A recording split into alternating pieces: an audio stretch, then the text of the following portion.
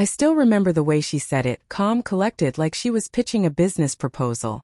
I just need some time to rediscover myself, Emma told me across our kitchen table. And I'll need about $4,200 a month to cover my expenses. I stared at her, half expecting her to laugh, to admit it was some kind of joke. But her face didn't even twitch. She just quit her $85,000 marketing job 2 days earlier. No notice, no discussion, nothing. I came home from work, and she was already on the couch, scrolling through travel blogs about Bali and meditation retreats. "You're serious," I finally said. She nodded, sipping her green smoothie. "I've given too much of myself to this life. I need to find who I really am before I lose her completely." It sounded like something she'd copied from an Instagram caption. For 8 years, I'd watched her build a career she used to be proud of. We met in college, both ambitious, both convinced we'd conquer the world together. But somewhere along the way, she began resenting everything that once motivated her. Her job, her coworkers, even me. I thought it was burnout. I thought maybe she just needed a break. But this was different. 2 weeks later, her self-discovery began with a yoga retreat in Sedona. She texted me photos of sunsets and crystals, long paragraphs about how she was finally learning to breathe again.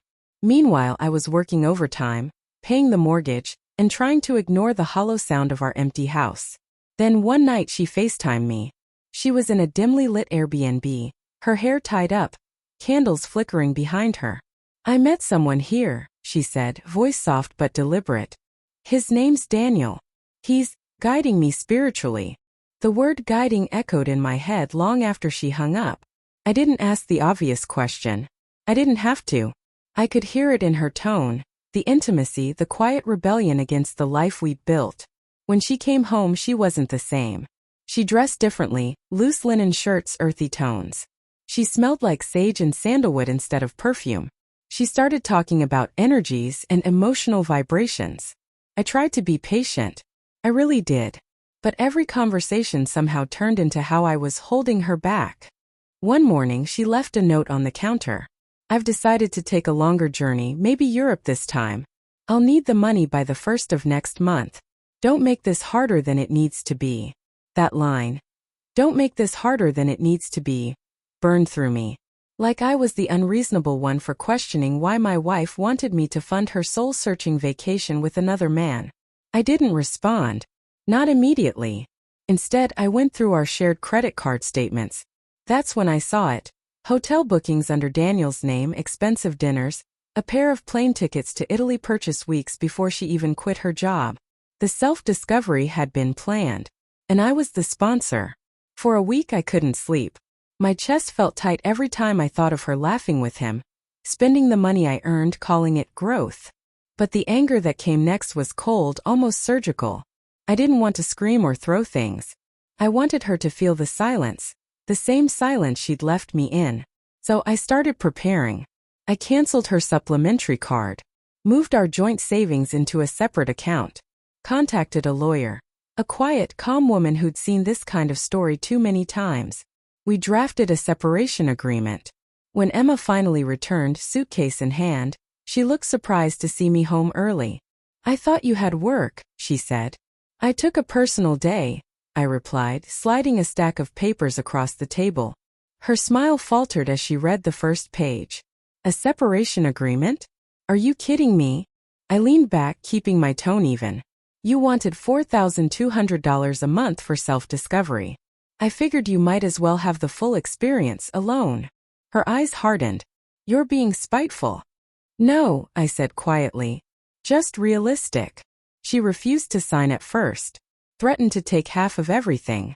Told me Daniel made her feel alive. And that she'd never come back to someone as emotionally shallow as me. But when she realized I'd already closed every joint account, changed the locks, and consulted legal counsel, her confidence cracked. She packed her things within a week. A month later, she sent me a long message. "I'm sorry for how things ended. I wasn't myself. I thought I needed freedom, but maybe I just needed clarity. Can we talk?" I didn't reply. Not out of cruelty, but because I'd finally learned that closure isn't something another person gives you. It's something you decide for yourself. 6 months passed. I heard through a mutual friend that Daniel had left her in Spain. Apparently, he found a new energy to guide. Emma was stranded for a while, selling handmade jewelry online to survive. Sometimes I'd think about reaching out, asking if she was okay. But then I'd remember those nights I lay awake staring at my phone, wondering why my wife didn't want to come home, and I'd remind myself, she made her choice. I didn't need revenge. Her own decisions gave her more than I ever could. Still, one evening, as I sat in the same kitchen where she once demanded money for self-discovery, I drafted an email, not to her but to myself. You don't owe anyone your peace, your wallet, or your forgiveness. The best revenge is living in truth. Quietly, consistently, and without apology. I printed it, folded it, and placed it in the drawer beside the divorce papers she'd finally signed. I'm not bitter anymore. If anything, I'm grateful.